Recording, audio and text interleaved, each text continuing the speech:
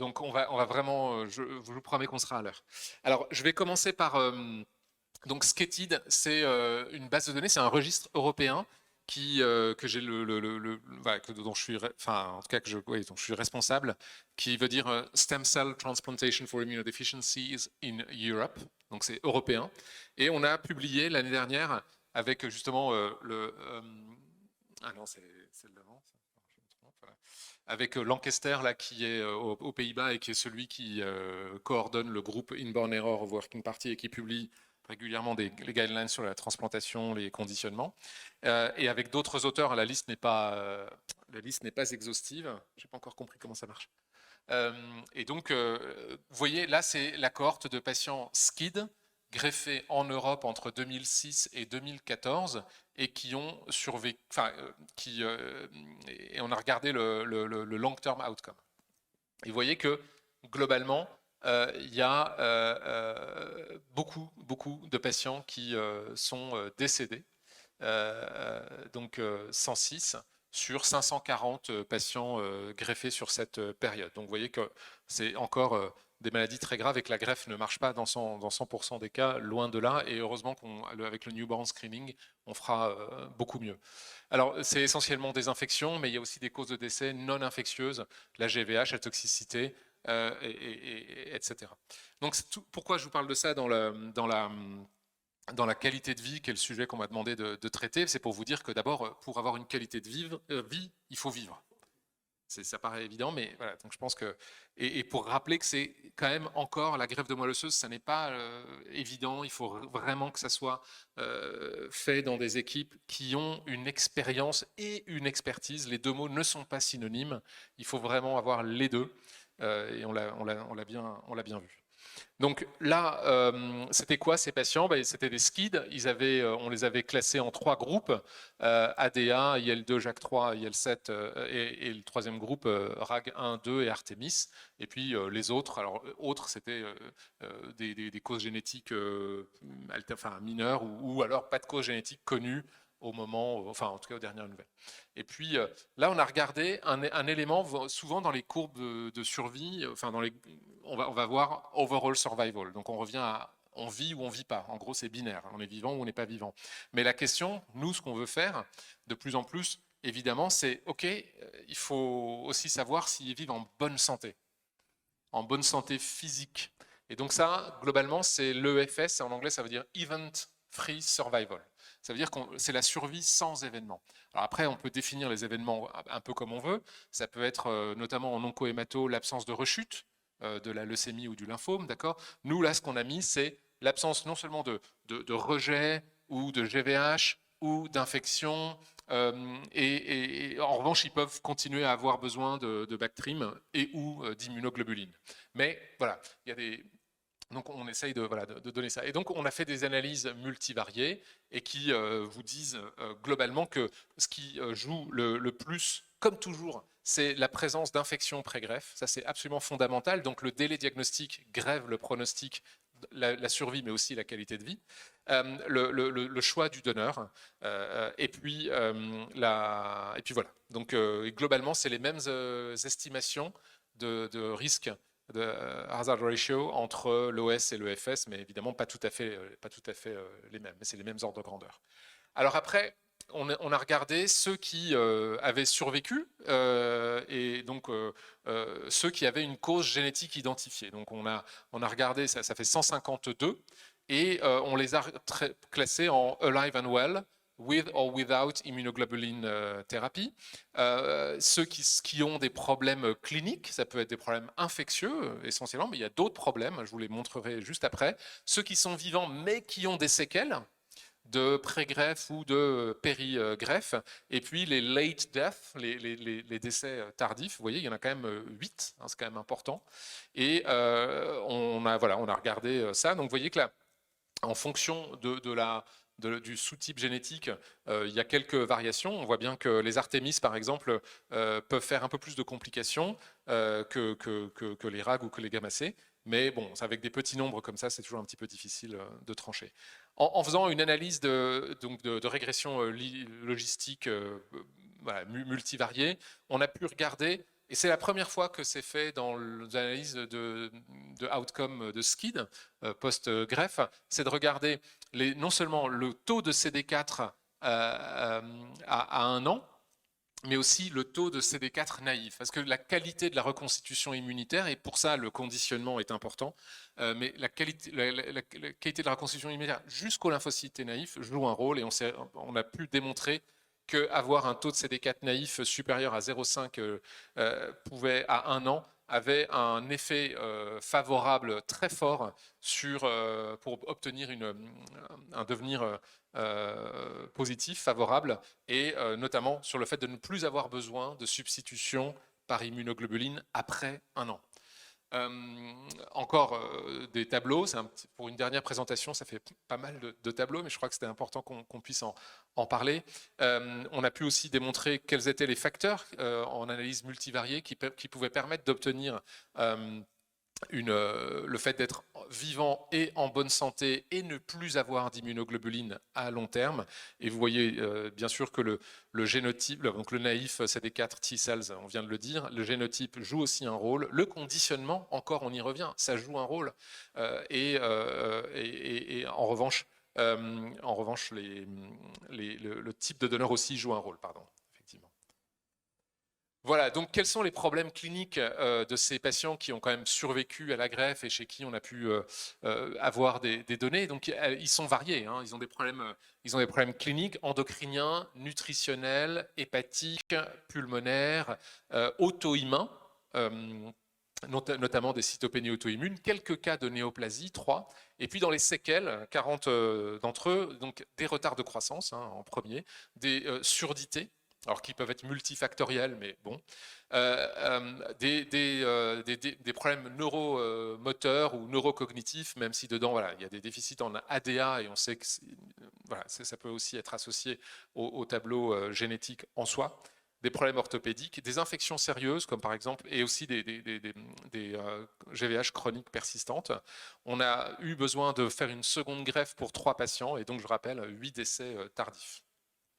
Alors, une fois qu'on a posé un petit peu le contexte, c'est pour les SCID, une autre pathologie pour laquelle on fait beaucoup de greffes et de plus en plus de greffes, y compris chez les adultes. Donc là, on sort bien des SCID en termes de classe d'âge, c'est les granulomatoses septiques chroniques. Et donc, juste quelques papiers de qualité de vie. C'est parmi les premiers déficits immunitaires pour lesquels le devenir post-greffe sur le plan de la qualité de vie a été étudié. Donc, ce papier de nos collègues anglais de 2012 a montré que chez 47 patients qui avaient rempli un questionnaire de qualité de vie bien validé, qui s'appelle le PET-SQL, il y en avait quand même 21 qui étaient en post-greffe, donc qui comparaient les enfants greffés versus non greffés. Et en fonction il y avait aussi un autre questionnaire, le SDQ, et globalement, ils disent que non seulement la qualité de vie rapportée par les enfants eux-mêmes, mais aussi par les parents ou les caregivers, était significativement meilleure chez les transplantés par rapport aux non transplantés. Et ça peut passer par exemple par des histoires comme le fait de récupérer une bonne croissance staturo-pondérale en post-greffe de moelle, parce que souvent les patients avec granulomatose septique sont plutôt petits gabarits, et avec la greffe, ils récupèrent une croissance normale. Et puis pour beaucoup d'enfants, d'adolescents, c'est fondamental pour avoir une bonne estime d'eux-mêmes, une bonne image d'eux-mêmes, et avoir en fait aussi la sensation d'avoir une qualité de vie satisfaisante. Nous, on avait fait un papier multicentrique avec des collègues allemands, et on retrouvait globalement le même niveau de réponse. Et que donc globalement, si la qualité de vie est un sujet important pour des patients, ça peut être un des facteurs à mettre dans l'équation en ce qui concerne la décision de faire une greffe. C'est pas le seul, mais ça peut. Alors là, c'est un résultat inverse, enfin pas inverse, mais en tout cas différent. C'est nos amis italiens qui ont publié ce papier en 2020, et je vais juste simplement aller à la dernière diapo, c'est qu'il n'y avait pas de différence observée entre les greffés et non greffés dans leur cohorte. Donc voilà, en fonction des études, on a des résultats pas tout à fait, qui n'ont pas tout à fait dans le même sens. Et puis je voulais aussi parler du papier de nos amis tunisiens, professeur Bejaoui, Mounia et toute l'équipe.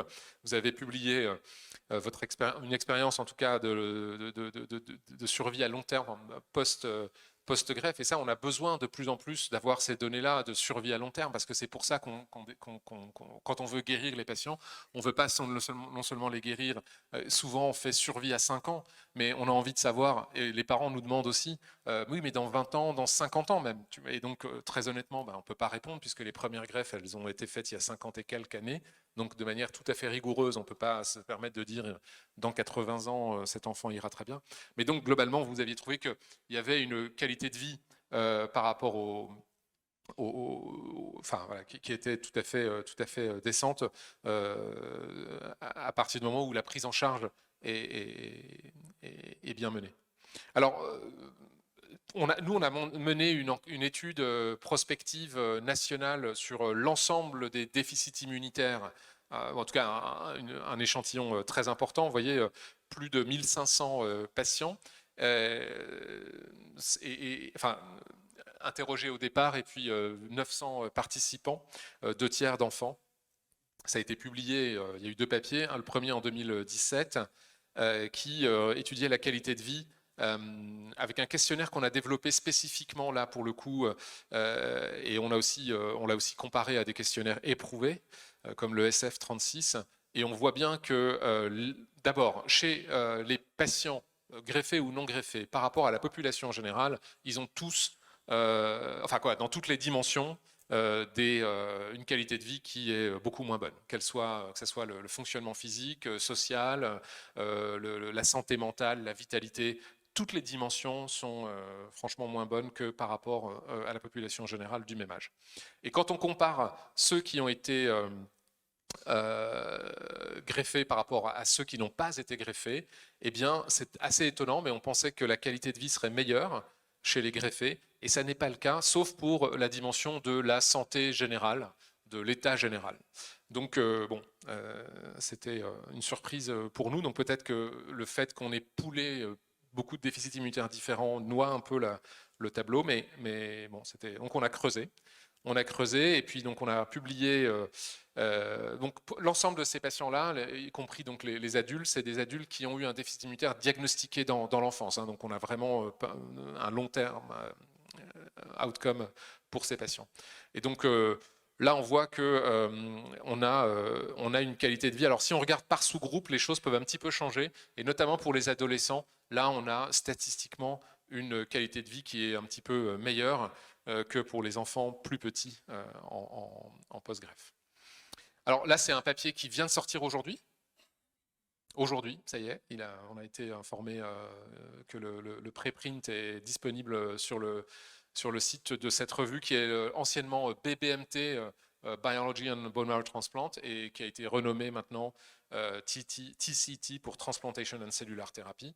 Et donc, c'est de regarder ceux qui ont survécu, les greffés de cet échantillon-là, qui ont survécu plus de 5 ans. Et donc, on a des patients qui ont survécu, enfin, qui ont 37 ans post-greffe, là, au maximum. Hein, et on a regardé leur qualité de vie. Donc, en gros, pour faire court, pour ne pas vous embêter trop avec des tableaux, mais on a vraiment envoyé des greffes qui remontent à loin, 1976 et les années 80. Alors, ce n'est pas la majorité, bien sûr, parce que c'était les premières greffes, mais on a pu grouper en 2 groupes à peu près égaux en faisant cette dichotomie-là. L'âge à la transplantation, vous voyez, c'est très très jeune, c'est 1 an en médiane, mais ça peut aller jusqu'à 17 ans. En maximum, et l'intervalle entre la greffe et l'étude, c'est 15 ans. Donc on a une médiane de 15 ans de recul, donc ça c'est intéressant. Ça veut dire que pour 50% de ces patients-là, on a plus de 15 ans de recul. Alors c'est beaucoup des SCID et des KID. On n'a pas beaucoup d'autres pathologies. Il y a un peu de CGD et un peu de dysregulation, c'est surtout des HLH. Alors, ils ont été greffés avec des mismatchs, des matchs, enfin, donc c'est à peu près représentatif de tout. Il y a des myélo-ablatifs, des RIC, et parfois, pour les skis notamment, pas de conditionnement. Je vais passer vite, mais il y en a un certain nombre qui ont eu quand même une GVH aiguë et une GVH chronique pour 10-12% d'entre eux, et vous verrez que ça a un impact un petit peu après. Alors, ils ont été, vous voyez, 17% de ces patients ont eu quand même besoin d'hospitalisation au cours de leur suivi, essentiellement pour un tableau d'infection. Et puis, 36% d'entre eux ont besoin d'une antibioprophylaxie permanente, 12% de substitution par immunoglobuline, et puis des thérapeutiques spécifiques d'organes pour un certain nombre d'entre eux, 17% au niveau respiratoire, 14% au niveau endocrinien. Alors, qu'est-ce qu'on retient de ce papier-là? On a pris deux indicateurs majeurs. C'est la santé physique avec trois niveaux: bonne, moyenne, pas bonne. On a construit ça en prenant des critères cliniques, voilà, et on a mouliné ça dans une approche d'analyse factorielle confirmatoire pour pouvoir savoir si on était sur les bonnes dimensions. Ensuite, on a regardé voilà, on a pris un marqueur de devenir composite assez stringent en prenant pour savoir si la greffe fonctionnait bien. Donc il fallait avoir trois indicateurs, c'est un donneur complet au dernier follow-up, complet, avec une absence de GVH chronique et un taux de lymphocytes T, en fonction de l'âge bien sûr, normal. Donc il faut avoir ça et ça et ça. Et si on avait 2 sur 3 ou 1 sur 3 ou 0 sur 3, alors on passait en critères alternatifs. Donc voilà, avec ces critères-là, on pouvait dire donc soit on est en level 1 good health, très bien, soit si on a pas ces critères ou qu'on a et qu'on a ça ou ça ou ça ou ça, on passe en poor health, donc santé moyenne. Et puis alors si en plus de ça on a été hospitalisé, qu'on a des médicaments intraveineux, qu'on a eu un cancer, qu'on a eu une greffe d'organes, là on passe en santé très mauvaise. Donc, une fois qu'on a ça, on voit que globalement, il n'y a pas de différence significative sur la santé générale en fonction de ces trois groupes-là. Il n'y a pas de différence significative en fonction de la présence d'une greffe qui fonctionne bien quand on regarde simplement en termes de répartition des effectifs. Mais quand on fait l'analyse, je passe vite et je vous ai mis en rouge ce qu'il fallait voir, mais bon, je vous laisserai les diapos si vous voulez regarder plus en détail. Mais ce qui ressort de manière principale, c'est en termes de facteurs indépendamment associés à un mauvais état de santé, c'est la présence d'une greffe qui dysfonctionne, qui donne donc une mauvaise santé à long terme. Ça paraît évident, mais enfin, il n'y avait pas d'autres facteurs indépendamment retrouvés dans cette étude-là. Donc, c'est l'avant-dernière diapo. J'ai deux diapos de résumé. Cette diapo de résumé, là, c'est pour l'ensemble des déficits immunitaires. Donc, c'est évident que la greffe a fait énormément de progrès. Ça, je ne l'ai pas dit au départ, mais je crois que tu l'as bien rappelé, Mounia, et ça a été bien dit pendant toute la durée du congrès. Donc, c'est très important de référer les patients qui en ont besoin à la greffe dans une équipe experte.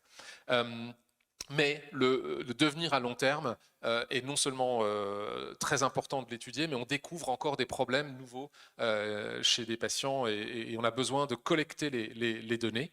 On a besoin d'essayer d'avoir une greffe qui fonctionne le mieux possible. C'est vrai que dans certains cas, pour les greffes de SCID, par exemple, on peut se dire qu'avoir des lymphocytes en quantité subnormale ou normale, ça peut suffire. Ça dépend probablement d'un certain nombre de facteurs, mais c'est vrai que pour les SCID, cette règle-là ne va pas forcément s'appliquer pour les autres déficits immunitaires combinés ou d'autres pathologies un peu différentes. Donc il faut avoir des spécialistes c'est les survivorship specialist care, donc c'est notamment les cancérologues et les leucémologues qui s'intéressent beaucoup à ce devenir-là. Donc c'est important de pouvoir s'inspirer de ce qu'ils font. Et je suis dans les temps, ça vient de sonner 19 minutes 30, donc je vais finir dans 30 secondes. Donc là, pardon, Non, non, non, ça va très bien. Donc là, cette diapo, la diapo d'avant, c'était pour les greffés. Là, c'est pour l'ensemble des patients atteints de déficit immunitaire. De manière importante, vous avez vu, on a designé pour l'ensemble des déficits immunitaires, là, pas que pour les greffés, on a designé un questionnaire spécifique de qualité de vie. Ça veut dire qu'il manque des questionnaires spécifiques de qualité de vie.